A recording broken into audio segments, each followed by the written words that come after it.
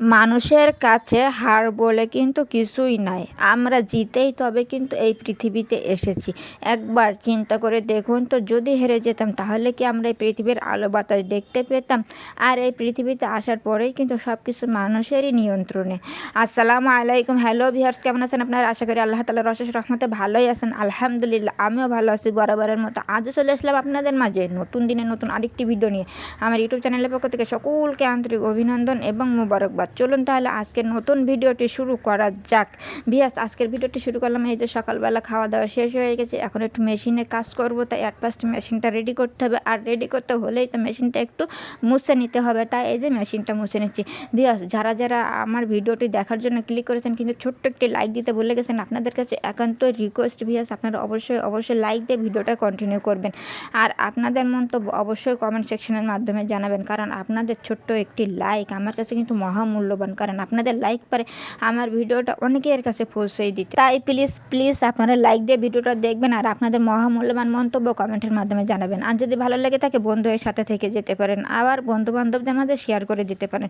বিয়াস, এই দেখুন আপনাদের সাথে কথা বলতে বলতে আমার মেশিনটা মোছা শেষ, এখন আমি কাজের জন্য পুরোপুরি প্রস্তুত। তা চলুন দেখি কাজটা করে নেই। টুলটাও সেট করে দিলাম, এখন শুধু কাজের অপেক্ষায়। এই যে একদম অলরেডি, এখন শুধু সুতাটা কেটে কাজ করবো। তাই যাই হোক, কাজটা করে নিয়ে চলে আসলাম রান্না বান্নার জন্য। আর আজকে নিয়ে আসা হয়েছে tomato. It is my favourite vegetable. আজকে টমেটোটা দিয়ে খাওয়া দাওয়া একদম জমে যাবে, আমার পছন্দের তরকারি। আর নিয়ে আসছে আলু। এগুলো রান্না করতে হলে ফার্স্টে তো আমাকে ধুয়ে নিতে হবে। তা চলুন আমি ধুতে চলে যাই আর আপনারা দেখতে থাকুন। ধোয়ার জন্য ডালাই তো ঢেলতে হবে, সেইটাই করে নিলাম। আর এখন আমি এগুলো ধোয়ার জন্য চলে যাব কলে। তারপর আরও নিয়ে আসছে এই মাছগুলো, যেগুলো অফ ক্যামেরায় কেটে নিয়েছে। আর দেখুন কীভাবে ধুচ্ছে, হাতে একটা মোটা পলিথিন ব্যাগ দিয়ে ধুচ্ছে, এতে হাতটা কিন্তু সেফ থাকে। আর সাইড ডলে এবার তো পানি দিয়ে ধুতে হবে, হাতের পলিথিন ব্যাগটা ছাড়িয়ে এখন অনেকক্ষণ পর্যন্ত পানি পাল্টে ধোবো। ধুলে মাছটা প্রপারভাবে ধোয়া হয়ে যাবে। দেখুন অটোমেটিক পানি ছাড়া আছে, আর মাছগুলো কিন্তু দুইটা পাত্র নিয়ে আমি অটোমেটিক ধুতেই আসি। তা মাছগুলো ধোয়া শেষে দেখা যাক আর কি কাজ আছে। এই যে আরও নিয়ে আসছে পেঁয়াজ। এই পেঁয়াজগুলো আমি এখন সংরক্ষণ করব, কারণ এই যে পেঁয়াজ আনছে এগুলো একদিনই তো লাগবে না, তাই নিয়েছি সংরক্ষণের জন্য একটি নেটের ব্যাগ। এখন এই নেটের ব্যাগের ভিতরে একটা একটা করে রেখে দেবো। ভিউয়ার্স, একটু দেরি হলে সমস্যা কি, আপনাদের একটু অপেক্ষা করুন, দেরি করুন, কারণ বাঁচতে তো একটু সময় লাগবে, কাজ করতে একটু সময় লাগবে। আমাকে একটু সময় দিন, আমি একটু বেছে নেই। বাসা কি এত তাড়াতাড়ি হয়ে যায়?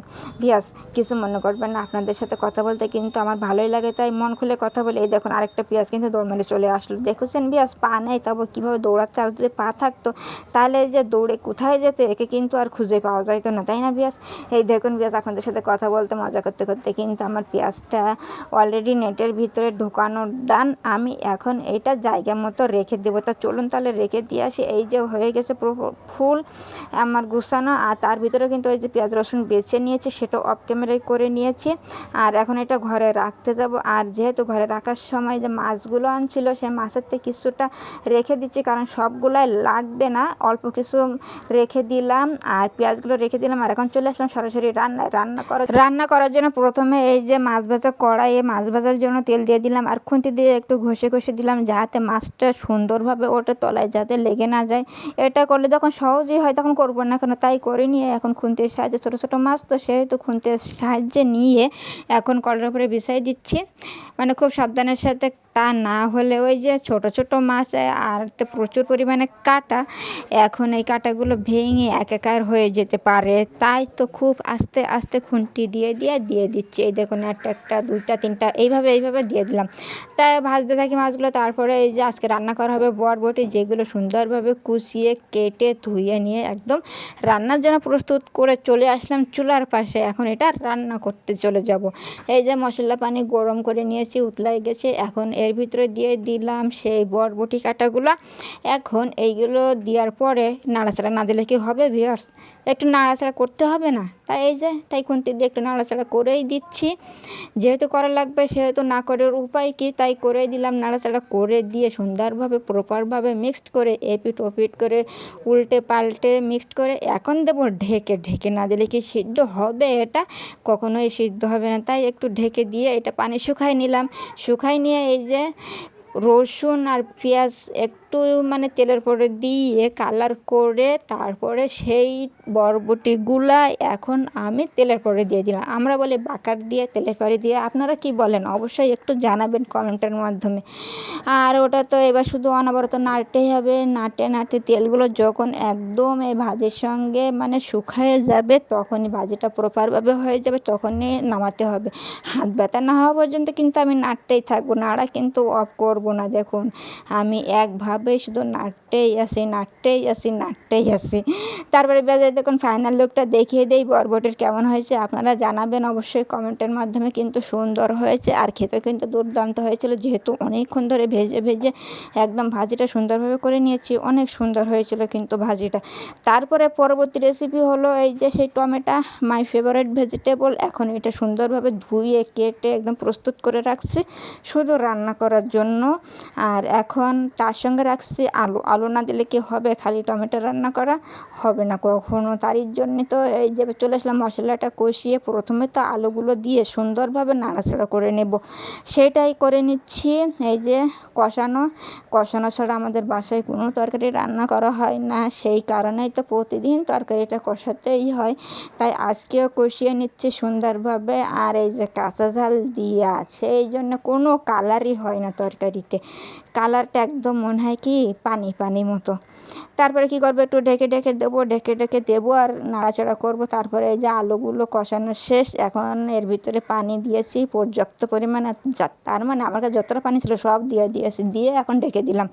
তা না হলে ওটা কি সিদ্ধ হবে আলুটা। এই যে খালি আলু তো হবে না, আমার ফেভারিট সবজি সেটা তো এই দিয়ে দিলাম, এই যে টমেটোটাই অ্যাড করে দিলাম।